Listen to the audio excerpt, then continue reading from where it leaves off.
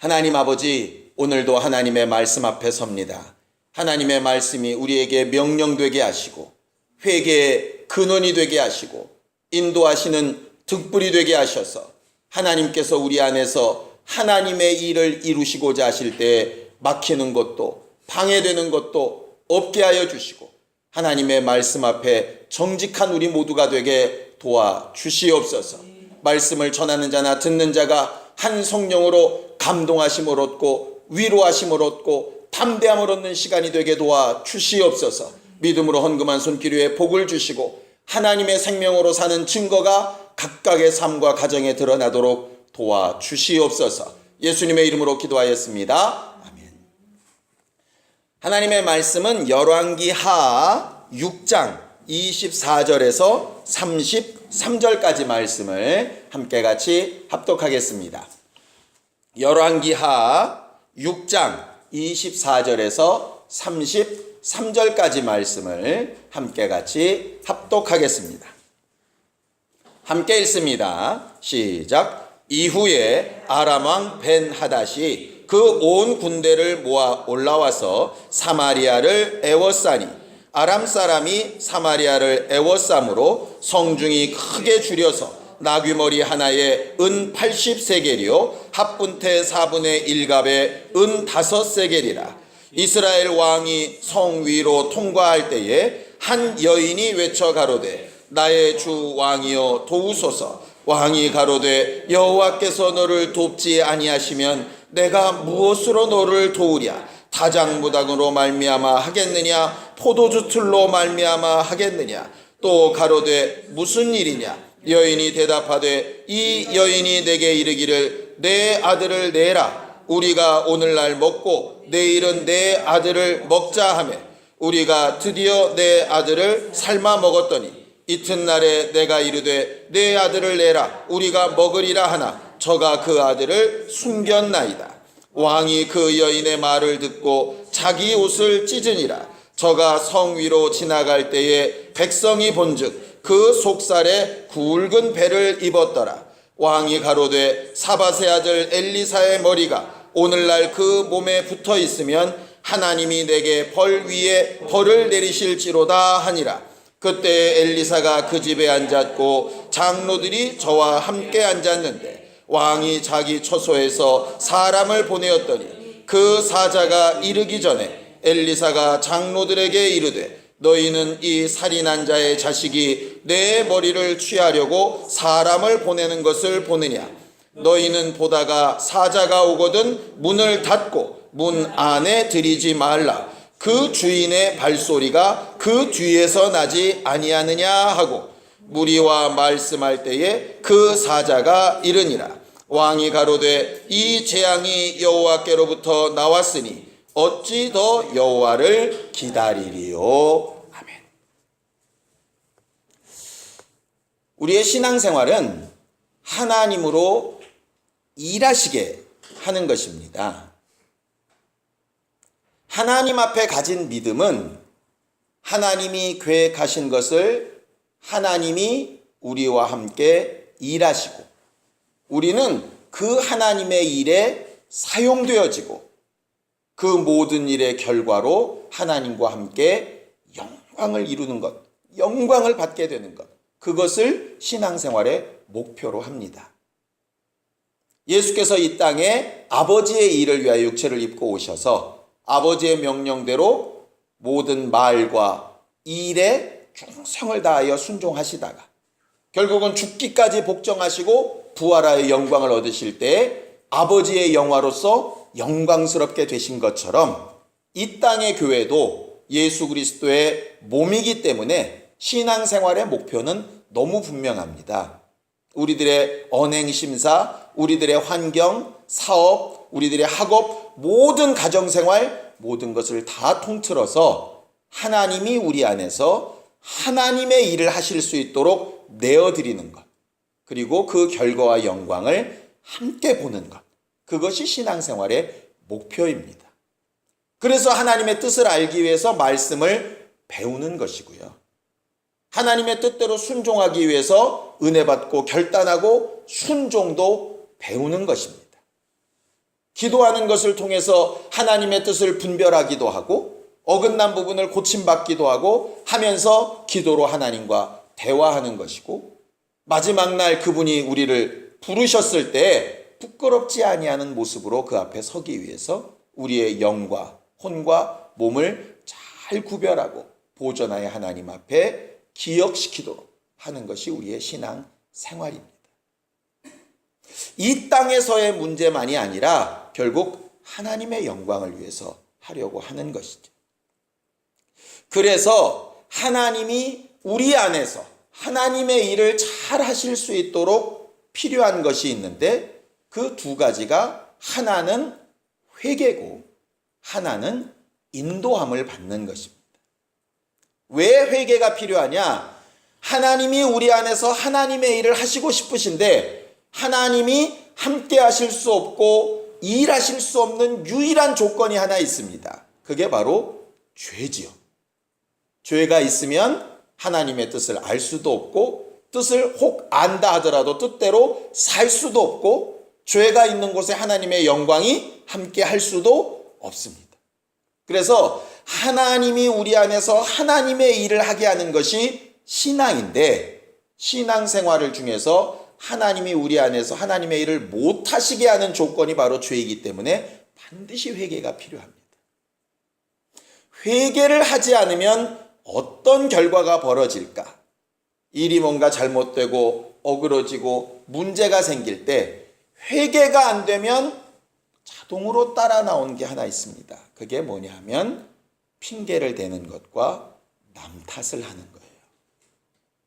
그게 에덴 동산에서 선악과를 따먹은 아담부터 시작한 일이 모든 인류 역사를 통해서 계속 반복이 됩니다. 그래서 우리는 신앙생활의 첫 번째 선택해야 될 것이 회개할 거냐 남 탓할 거냐, 둘 중에 하나를 선택해야 되는 거죠. 성경을 좀 볼까요? 로마서 2장 1절입니다. 로마서 2장 1절입니다. 함께 읽습니다. 로마서 2장 1절입니다. 함께 읽죠. 시작. 그러므로 남을 판단하는 사람아, 물론 누구든지 내가 핑계치 못할 것은 남을 판단하는 것으로 내가 너를 정죄함이니 판단하는 내가 같은 일을 행함이니라, 이렇게 되어져 있죠. 거기에 판단이라고 하는 것을 좀 여러분들이 뭐라고 생각하면 좋으냐 하면요, 비난 내지는 정죄라고 하면 훨씬 더 내용에 맞습니다. 판단하지 말라, 그러니까 옳고 그른 것도 분별하지 말라, 이런 얘기가 아니고요.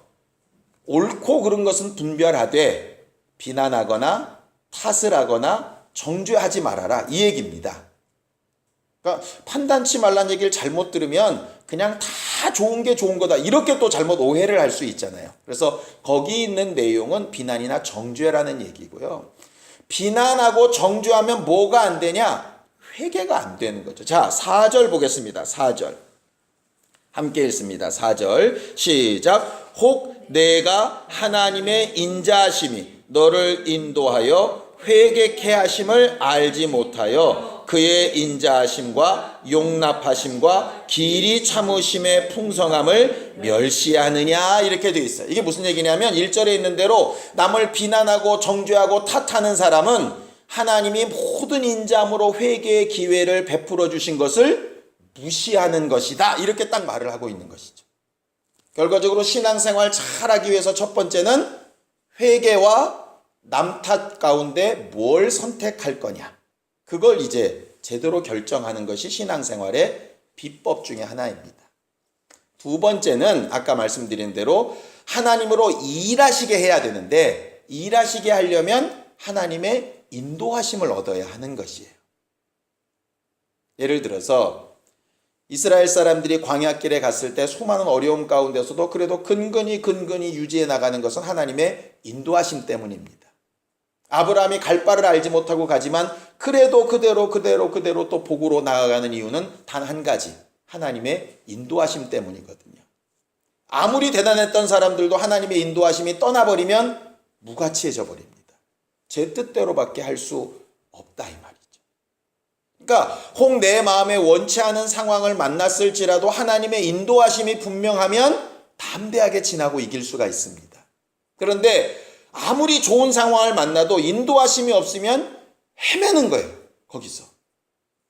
그래서 인도하심이 있는 상태에서 당하는 고난은 능히 이겨 승리할 수가 있는데, 인도하심이 없는 상태에서 고난은 낙심과 실망밖에 안 남습니다.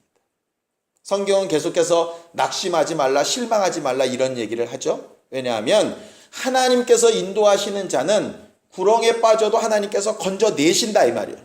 그런데 인도하심이 없으면 상황이 아무리 좋아도, 형편이 아무리 좋아도 어디로 가야 될지 그 다음을 기약할 수 없는 상황에 이르게 되거든요. 자, 성경을 또 보죠. 에베소서 3장 12절 13절입니다. 에베소서 3장 12절 13절입니다. 에베소서 3장 12절 13절 함께 읽습니다. 시작. 우리가 그 안에서 그를 믿음으로 말미암아 담대함과 하나님께 당당히 나아감을 얻느니라. 그러므로 너희에게 구하노니 너희를 위한 나의 여러 환난에 대하여 낙심치 말라. 이는 너희의 영광이니라. 이렇게 되어 있죠. 예수께서도 그의 제자들에게 고난 받을 때에 근심하지 말아라. 하나님께서 인도하시는 바가 되면 그 고난이 결국 영광이 됩니다. 그런데 베드로는 인도하심이 아닌데, 의를 향하여 가는 제대로 된 길이 아닌데 고난을 받는 것은 그건 또 별개의 문제라고 분명히 이야기하거든요. 우리가 신앙생활하는 가운데 고난을 이기고 또 기뻐할 때도 있습니다. 그건 언제냐면 하나님의 인도하심을 잘 받고 있을 때죠. 근데 하나님의 인도하심이 분명치 않은데 당하고 있는 고난은 그것은 좀 달리 생각해 봐야 하는 것이라 이 말이죠. 쉽게 우리가 이해하기 쉽게 하려면 이런 겁니다. 어떤 고난이 생겼습니다. 두 가지 이유가 있는데요. 하나는 하나님께서 인도해 나가시는 과정 가운데 당하는 고난입니다. 예를 들어서 바울이 전도여행을 다니다가 감옥에 갇히게 됩니다. 고난이지요? 보통은 그렇게 갇힌 일을 당하고 고난을 당하게 되면 뭐라고 얘기합니까? 원수가 그리하였구나. 귀신 들려서 그랬구나. 회개할 거리가 있나 보다. 이렇게 생각하는데 그 안에서 찬양하며 기뻐하며 담대할 수 있는 이유는 간단합니다. 그 길을 하나님께서 인도하셨으니까요. 그런데 하나님께서 인도하시지 않은 상태에서도 고난이 있는 경우들이 있습니다. 그거는 확실히 원수겠죠. 그때는 원수를 당연히 제어하고 쫓고 해야 되죠. 근데 그게 분별이 안 되면 하나님께서 인도해 나가시는 고난임에도 불구하고 자업 마음에 안 들면 원수가 했다고 치부하는 것이고, 하나님께서 인도해 나가시는 것이 아닌데도 자기 마음에 좋고 괜찮으면 그거는 그냥 아주 형통한 것이라고 눌러 앉게 되는 것이라 이 말이에요. 우리가 뭐로 판단을 해야 되느냐 하면 내 마음에 드냐 안 드냐, 고난이 있냐 없냐의 문제로 지금 판단할 게 아니라 하나님의 인도하심을 잘 받아가고 있나? 거기에 이제 주안점이 있게 되는 것이죠. 그 인도하심을 제대로 가지지 못한 상태에서 고난받게 되면 당연히 낙심과 실망만 나오게 됩니다. 그래서 우리가 반드시 기억해야 될 것, 회개하고 있나? 또 하나는 주의 인도하심을 잘 받고 있나? 이 두 가지입니다. 회개할 때는 당연히 뭘 의지하겠습니까? 하나님의 아들 예수 그리스도의 보혈을 의지하게 되죠. 우리를 인도하시는 것은 뭐를 의지하겠습니까? 우리 안에 와 계신 성령의 깨닫게 하시고 가르치시는 것이죠. 결국 주의 보혈과 성령의 인도하심이 우리 신앙생활의 전부라고 봐야 한다 이 말이죠. 전부라고. 오늘 성경 본문에 보면은요, 아람 사람들이 북왕국 이스라엘을 이렇게 점령한 사건이 나와 있습니다. 근데 이 오늘 사건을 이해를 하려면 그 전에 나온 사건을 좀 이해를 해야 돼요. 그래서 이후에 이렇게 되어 있으니까 그 앞일을 좀 말씀을 드리죠. 아람 군대가 이스라엘을 침략하기 위해서 계속 군대를 보내는 일이 있었습니다. 근데 문제는 뭐냐면 어느 성을 치려 그러면 이미 준비하고 있고 어느 길로 가려 그러면 이미 매복하고 있고 어디를 몰래 가서 기습하려 그래도 먼저 가 있고 이렇게 되는 거예요. 그러니까 아람 왕이 생각에 야 이건 우리한테 첩자가 있는가 보다 이런 생각이 들은 것이죠. 근데 알아봤더니 첩자가 있는 게 아니라 엘리사가 기도하니까 엘리사한테 하나님이 다 가르쳐 주시는 거예요. 어디로 온다. 어디부터 막아라. 어디를 끊어라. 이러니까 모든 작전이 무효가 되는 거예요. 전쟁을 할 수가 없는 거예요. 그래서 이 아람 왕이 무슨 생각이 드느냐 하면 그럼 그 엘리사부터 죽이면 되겠다 해서 엘리사가 사는 성을 완전히 포위를 합니다. 완전히 포위를 하니까 그 게하시라고 하는 종이 두렵고 떨려서 큰일 났잖아요. 그러면서 막 자기 선생님을 닥달할 때 선생님이 걱정 말라고 하나님이 도우신다고 이렇게 얘기를 하고 그래도 이해를 못하니까 기도하죠. 하나님 게하시의 눈을 떠서 내가 보는 것을 보게 해달라고 했더니 엘리사의 성이 있고 그 주변을 아람 군대가 꽉 포위하고 있는데 그 뒤를 하나님의 군대와 천사들이 꽉 둘러싸고 있는 것을 보게 됩니다. 그러니까 게하시가 눈을 열어서 이제 하나님의 역사를 이렇게 보게 되죠. 보이는 사람이 포위한 것이 아니라 하나님의 영들이 이렇게 하고 있었구나. 이래서 담대할 수 있었던 거구나. 이렇게 이제 이해를 한 것입니다. 더 나아가서 엘리사가 기도해서 그들의 눈을 다 멀게 하고 눈 멀게 된 그 모든 군대를 또 친절하게도 손붙잡아 가지고 잘 아람 군대를 끌고 어디로 가느냐면 이스라엘의 수도인 사마리아 한복판까지 데리고 갑니다. 그리고 나서 눈을 띄웠더니 이미 사마리아 성중에 뺑 둘러싼 곳에 아람 군대가 비무장 상태로 서 있게 된 것이죠. 그때 왕인 이 여호람 왕이 엘리사한테 이런 이야기를 합니다. 선지자여, 이번이 아주 기회인데 이것들 다 죽일까요? 이렇게 얘기를 합니다. 그때 엘리사가 한 말이 뭐냐면 우리의 힘과 능으로 이겼어도 은혜와 긍휼을 베풀어야 되는데 우리 힘이 아니라 하나님의 것으로 했는데 왜 우리가 저들을 다 그렇게 잔인하게 죽이냐. 다시는 오지마. 그렇게 해가지고 잘 먹이고 술도 먹이고 먹을 것도 싸줘서 고향으로 다 돌려보낸 사건이 있었습니다. 그러면서 그들이 다시는 침략하지 않겠다고 약속하고 돌아갔어요. 오늘 본문은 그 일 이후에 그 얘기입니다. 그 일 이후에. 제가 성경을 읽으면서 되게 헷갈렸던 건 뭐냐면요. 23절 맨 마지막에 보면 이로부터 아람 군사의 부대가 다시는 이스라엘 땅에 들어오지 못하니라 이렇게 돼 있어요. 그런데 이후에 아람 왕 베나다시 그 군대를 모아 올라와서 사마리아를 에워싸니 이거 뭐야? 한 절 차이에 뭐가 이렇게 달라? 이렇게 생각을 했는데 그 앞에 내용이 이제 아람 사람들이 그렇게 맹세를 했다는 내용으로 해석을 해야 이제 옳을 것 같다 이 말이죠. 그런데 그 맹세를 어기고 아람 사람들이 와서 사마리아를 에워쌉니다. 신기하게 이번에는 엘리사에게 아무런 정보가 없었어요. 그전 같으면 이게 정보가 있어서 이겼는데 아무 정보가 없었어요. 에워싸고 있는데도 엘리사도 아무 말을 안 해요. 그렇게 포위된 상태에서 기간이 오래가고 오래가다 보니까 사마리아 성에 있는 사람들이 굶어 죽게 생긴 겁니다. 왜냐하면 전쟁이 있을 거라고 생각했다면 미리 비축을 했을 텐데 아람 군대가 이제 다시는 못 올 거라고 생각하고 여유 부리고 있다가 이제 기습을 당하니까 아무것도 없는 거죠. 그래서 실제로 어느 정도 경제 사정이 어려운가 하면 나귀 머리 하나에 은 80세겔에 팔린대요. 나귀는요, 레위기 11장에 보면 부정한 짐승이라 먹을 수 없는 짐승이에요. 그런데 나귀의 몸도 아니고 머리예요, 머리. 평상시에는 못 먹는 고기에 그것도 살도 없고 먹을 수 없는 그 머리. 그 머리가 은 80세겔이면 한 세겔이 남자의 4일치 품값입니다. 그러면 1년 연봉이라는 얘기예요. 얼만큼 먹을 게 없으면. 합분태라고 그러는데요. 합분태가 비둘기 똥이라고 하는 원래 뜻입니다. 그래가지고 실제로는 비둘기 똥을 먹었다 뭐 이런 얘기들도 있는데 실제 내용은 합분태라고 하는 비둘기 똥이라고 하는 식물이 있어요.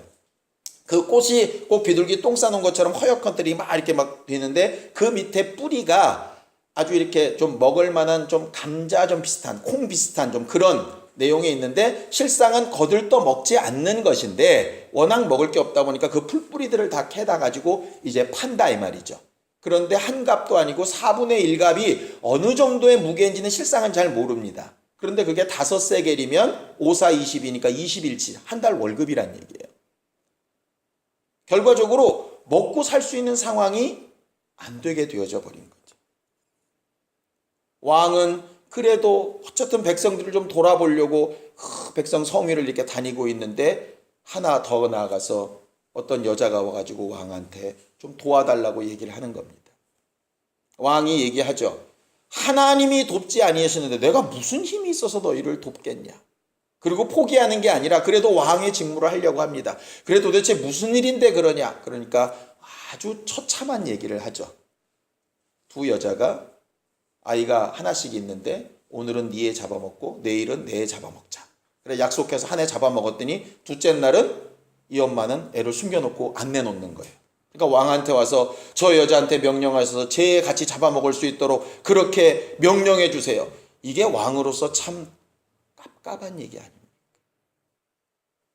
여기까지 들으면 좀 정상적인 사고가 되면 이런 의문이 빠질 겁니다. 아까 제가 처음에 말씀드렸던 것처럼 원래 그 앞에 전쟁의 승리는 세 가지였어요. 엘리사가 미리 정보를 잘 알려주든가, 포위됐어도 하나님의 영이 완전히 쥐감아서 승리를 일으키든가, 그 적군들에게 긍휼을 베풀 만큼 넉넉하던가, 뭐 세 가지 중에 하나였는데 지금은 아예 엘리사를 통해서 아무런 응답이 없는 거예요. 마치 기도에도 응답이 없는 것처럼 어찌해야 될지 고민되고 고민되는데 어찌해야 될 바를 모르는 것처럼 인도함이 없어진 상태인 거죠. 왜 이런 일이 벌어졌을까? 왜 이렇게 처참한 일이 벌어졌을까? 하나님은 왜 이런 모습을 그대로 보고 계실까?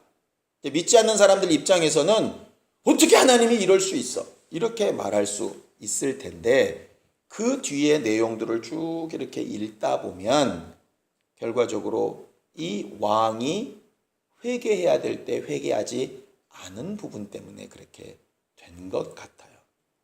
무슨 얘기냐? 유추를 해보면 그렇습니다.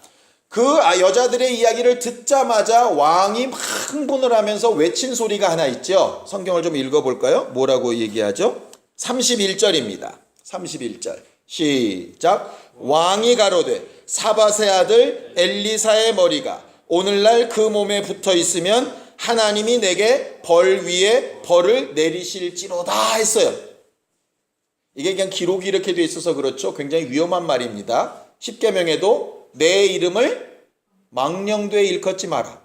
그것은 결단코 죄 없다 하지 않겠다 하셨어요. 근데 오늘 이 얘기가 이거예요. 내가 오늘 엘리사 안 죽이면 내가 하나님의 이름을 걸고 내가 하나님 앞에 저주받아 내가 죽는다. 이거예요 지금. 하나님의 이름을 망령되이 일컫는데 나오자마자의 반응이 신기한 겁니다. 왜 엘리사 탓이라고 말을 할까? 왜 엘리사 탓이라고 말할까요? 왕은 아람 군대를 어떻게 하고 싶었어요? 죽이고 싶었어요. 그때 내 말대로 다 죽였으면 이런 일이 없었을 거라는 거죠. 그런데 그때 엘리사가 긍휼을 베푸고 살리라고 했기 때문에 이런 일이 벌어진 거라 이 말이죠. 근데 그게 요때 확 든 생각일까요? 계속 있었던 생각일까요? 계속 있었던 생각이죠. 저거 죽여야 되는데, 저렇게 보내면 안 되는데, 엘리사가 말하니까 어쩔 수 없이 듣기는 하는데 마음에 계속 불만이 있는 거예요. 근데 진짜 쳐들어오니까 뭐라 그랬겠어요? 아니나 다를까. 엘리사와의 관계가 정상적이었으면 어떻겠습니까? 전쟁하러 막 사람들이 온다는 소식을 듣자마자 누구한테 물었겠어요? 엘리사한테 물었겠죠. 왜? 그 전에 항상 거기에 지시를 받았으니까. 그런데 엘리사랑 감정이 안 좋아. 그렇게 한 게 마음에 안 들어. 설마 했더니 진짜 그래. 거 봐라. 내 그럴 줄 알았다. 이렇게 된 거예요 지금. 그러니까 하나님의 응답이 실제로 있었는지 없었는지 모르나 엘리사에게서부터 이 왕에게로 말씀이 전달이 안 되는 거예요. 통로가 막히는 거예요. 왕은 내심 속안에 굵은 베옷을 입고 있는 걸 보니까 엘리사에게 가서 묻고도 싶고 하나님 앞에 가서 회개하고도 싶고 옷을 찢어서 하나님 앞에 정말 긍휼을 얻고 죄를 뒤집어서 이러고 싶은 마음도 있었던 것 같아요. 그런데 소위 자존심 때문에, 엘리사에 대한 미움 때문에 이게 안 되는 거죠. 우리가 간혹 그런 경우 있지 않습니까? 말씀을 듣다 보면 내가 회개해야 되는구나. 그런데 막상 회개를 하고 또 누구에겐가 잘못했다고 말을 하려고 그러면 좀 껄쩍지근하죠? 내가 꼭 이렇게까지 할 필요가 있을까? 이러면서부터 시작을 해가지고 지는 잘한 게 얼마나 있어서 이렇게 되든가 충분히 그런 가능성들이 농후하다 이 말이에요. 근데 문제는 뭐냐면 그렇게 되니까 하나님이 일하시는 방법과 길들이 막혀버리더라고요. 왕은 그때 옷을 찢으며 이렇게 했으면 훨씬 좋았을 겁니다. 미스바에서처럼 우리 다 회개하자. 이거 다 하나님 앞에 우리의 문제다. 이렇게 된 저주가 괜히 왔겠냐. 우리 정말 회개하고 하나님의 도우심과 인정하심을 얻지 못한 것에 대해서 회개하자. 그때 엘리사가 그렇게 풀어주라고 한 거 엘리사의 말이 아니라 하나님의 말씀이라고 내가 인정해야 되는데 엘리사 핑계댔다. 나도 회개하니 너희도 회개하자. 자식 잡아먹은 것도 회개하고 좀 있다고 그거 고리대금처럼 돈 많이 받아가지고 부를 챙긴 놈들도 회개하고 다 회개하자. 이렇게 됐으면 정상이었을 거예요. 그런데 정상적인 회개가 안 되니까 이제 희생양 하나를 고르는 거죠. 그 희생양이 누구냐? 엘리사예요. 그러니까 엘리사한테 사람을 보냅니다. 사람이 쫓아가서 엘리사를 죽이려고 하죠. 엘리사가 확실히 그 이전에도 하나님과 대화가 있었을 것이라고 믿어지는 것은 그 상황에서도 엘리사는 하나님의 음성을 듣고 있잖아요. 함께 있는 장로들한테 얘기하죠. 문 닫아. 성문 열지 마. 절대로 왕의 사자라 그래도 열어주지 마. 왜? 죽이러 온 그 사자 뒤로 그 주인의 발걸음 소리가 들린다 이 말이에요. 이건 뭐냐면 왕이 엘리사를 죽이라고 보내놓고 곰곰이 생각해 보니까 아차 싶은 거예요. 그건 또 아닌 거예요. 그러니까 이제 마음을 돌이켜서 이제 엘리사 앞에 오는 거죠. 그 발걸음이 좀 며칠 빨랐으면 얼마나 좋았을까. 그 애를 잡아먹기 이전에 좀 회개가 좀 먼저 됐으면 얼마나 좋았을까 하는 생각이 성경을 읽으면서 이렇게 들었어요.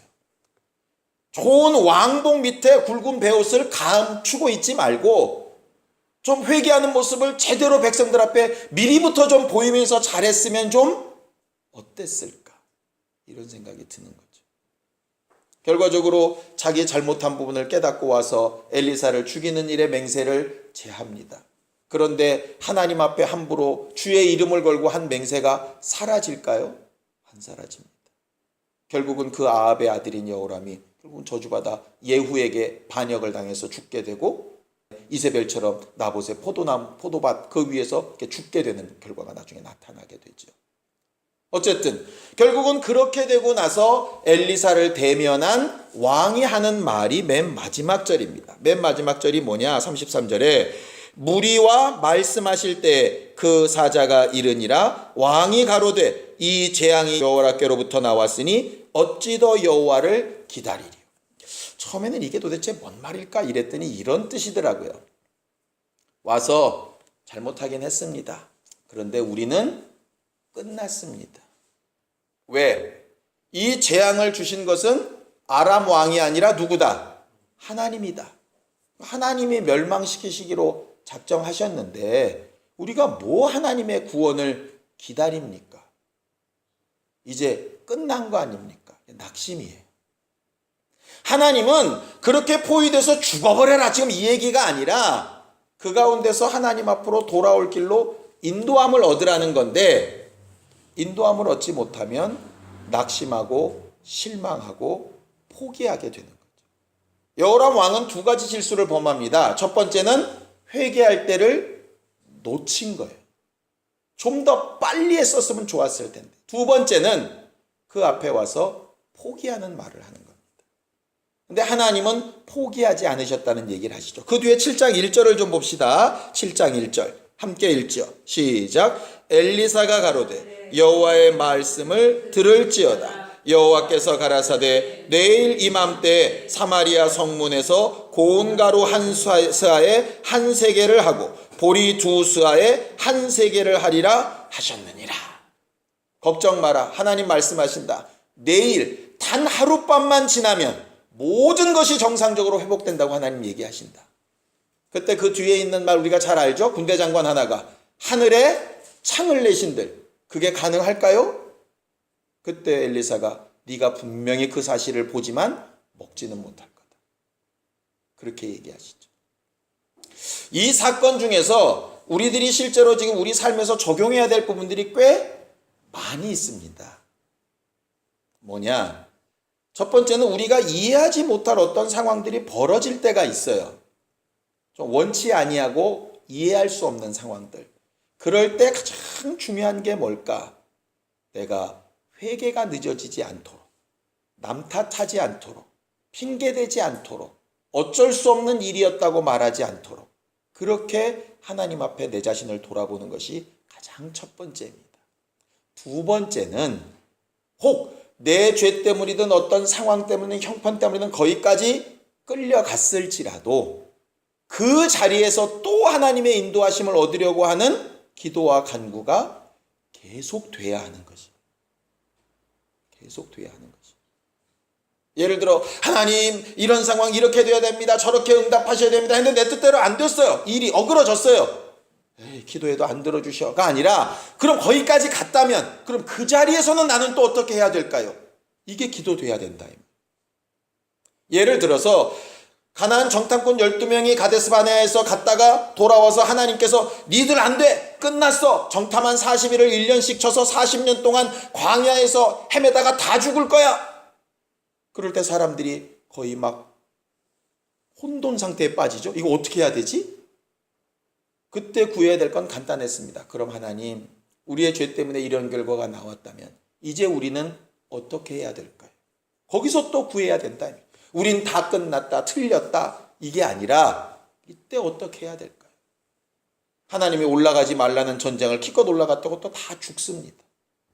쓸데없는 짓을 하게 되는 것이죠. 우리는요 한 가지 일을 놓고 자꾸 기도하고 그게 되면 할렐루야, 안 되면 낙심하고 이렇게 하는 것을 반복하기가 되게 쉬운데요. 하나님은 하나님의 뜻대로 일을 해나가시고 계시는 중이기 때문에 혹 지금 이 상황이 벌어졌다면 여기까지 오게 되는 일에 내 연약하고 잘못된 부분은 회개하고 그럼에도 불구하고 하나님의 인도하시면 또 구해야 되는 거예요. 가룟 유다에게 두 번째 일이 없어서 자살해서 죽었습니다. 예수를 파는 일 안 해야 되지만 어쨌든 거기까지 갔습니다. 잘못해서 팔았습니다. 죄를 졌습니다. 그럼 그 다음에 하나님의 인도하심을 얻어야 되는데 낙심하고 목매어 버리니까 끝나버리지 않다니. 우리의 신앙생활이 지금 어떤 상황에 있는지 우리는 다 알지 못합니다.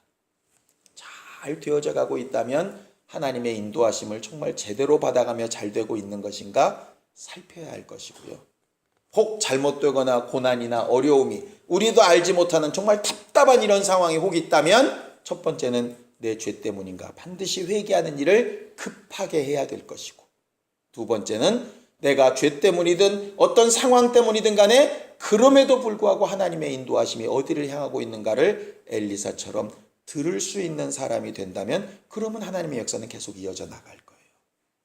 기도는 한 번 하고 끝나는 것이 아니라 주님의 나라에 갈 때까지 계속 나를 사용하실 수 있도록 내어드리는 것이 기도입니다.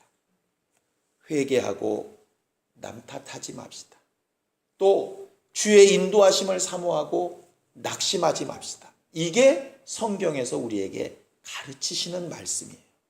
그 일을 성령이 우리 안에서 하실 수 있도록 우리의 마음도 생각도 하나님 앞에 맡겨드리는 우리 모두가 되기를 예수님의 이름으로 축원합니다. 시간 예수의 한번 부르고 간절히 같이 기도할 때 우리가 기도하고 싶은 모든 일들, 우리가 답답해하고 있는 모든 문제들, 정말 여기 기록된 것보다는 좀 낫지만 그래도 힘들고 괴로운 모든 고난들 하나님 앞에 다 내려놓고 무엇 때문인지 혹 내 죄 때문이라면 회개하고 그렇지 않다면 주의 인도하심을 잘 구하는 지혜와 명철이 있어서 하나님께서 날마다 우리와 함께 하시고 내 안에서 주의 일을 하시는 기쁨과 감사로 충만한 사람 되게 하여 주시옵소서. 예수의 한번 부르고 간절히 같이 기도하겠습니다.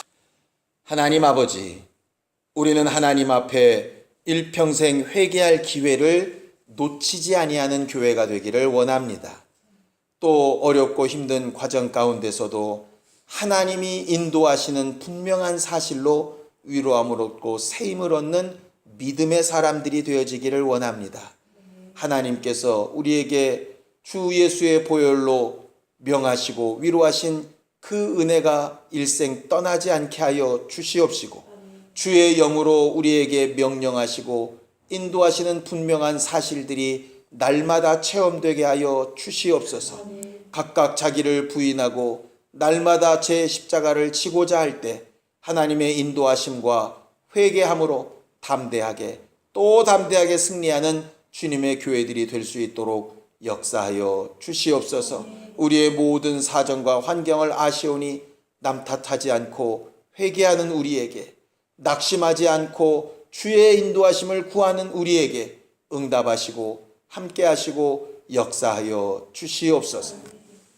이제는 우리 주 예수 그리스도의 은혜와 하나님 아버지의 극진하신 사랑과 성령님의 감동하시고 역사하시는 분명한 증거가 회개하며 주의 인도하심을 항상 구하는 믿음의 사람들 위해 이제로부터 영원까지 함께 있을지어다. 아멘.